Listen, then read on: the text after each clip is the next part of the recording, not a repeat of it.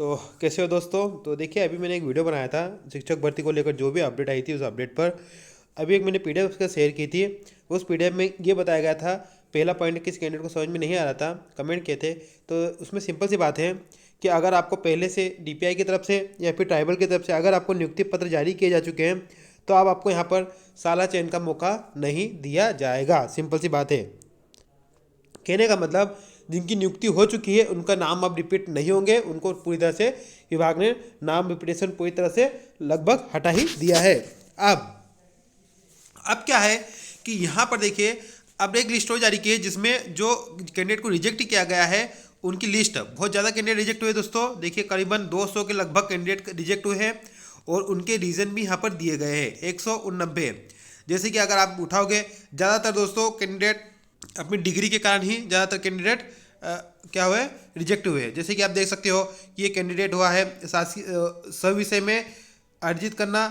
इन्होंने स्नातक की जो स्नातकोत्तर की जो उपाधि है वह सविषय में अर्जित की है, लेकिन स्नातक की उपाधि इन्होंने मूल विषय से नहीं की है। कहने का मतलब यह है कि अलाइड सब्जेक्टों को मान्य किया गया, लेकिन उस केस में स्नातक की उपाधि भी उसी विषय से होना चाहिए। ओके, तो यहाँ पर मूल विषय नहीं था, लेकिन पीजी की डिग्री सह विषय में थी, तो वो उनको फिर रिजेक्ट कर दिया गया है।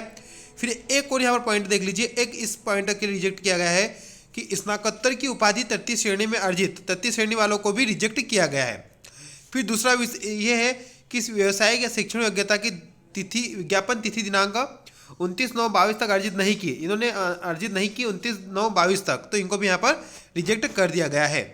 अब यहाँ पर भी देखिए वही है। अब यहाँ पर देखिए, यहाँ पर बहुत बड़े अपडेट, ये इन कैंडिडेट को भी रिजेक्ट कर दिया गया है कि स्नातक की सभी वर्षों सेमेस्टर की अंक सूची प्रस्तुत नहीं के कारण।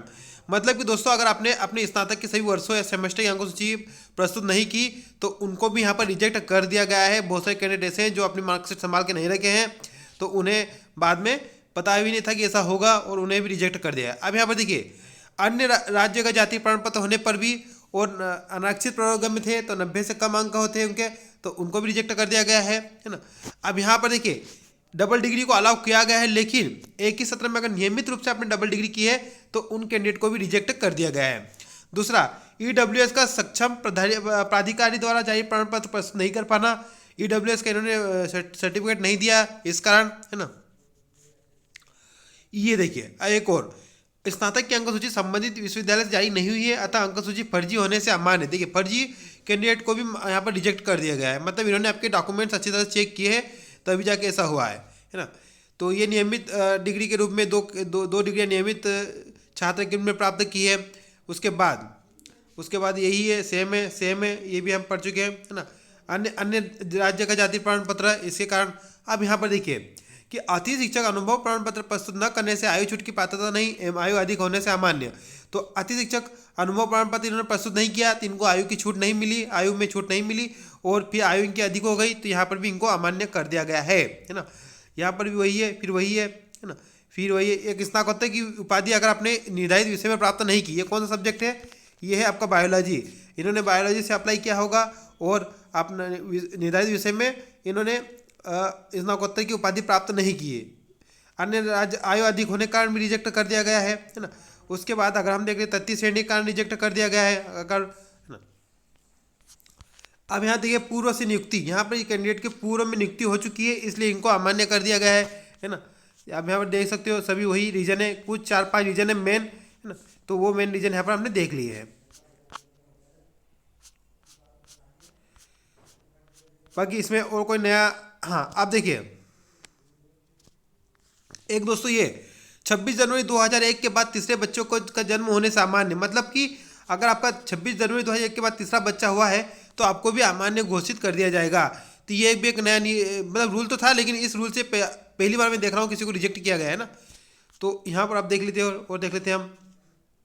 ये देखिए, पुलिस विभाग द्वारा गंभीर मुद्दों के आधार पर बर्खास्त, मतलब कि आप पुलिस वेरिफिकेशन में आप पर गंभीर मुद्दे लगे हुए, गंभीर मुद्दे है ना, गंभीर मुद्दे लगे थे, तो गंभीर केस होने के कारण उन केस को देखते हुए बर्खास्त कर दिया गया है। एक ये बहुत बड़ा रीजन है। ओके, आय प्रमाण पत्र नियम अनुसार नहीं होने से इनका आय प्रमाण पत्र इन्होंने नियम अनुसार नहीं दिया, इस कारण से उसके बाद यहाँ पर देखिए अब यहाँ पर एक नया ही ऑप्शन आया है कि 11 वर्ष की आयु में ही 10वीं पास कर ली इन्होंने, इसलिए सूची अंक सूची पर इनको डाउट हुआ है, इस कारण इनको रिजेक्ट किया गया है ना।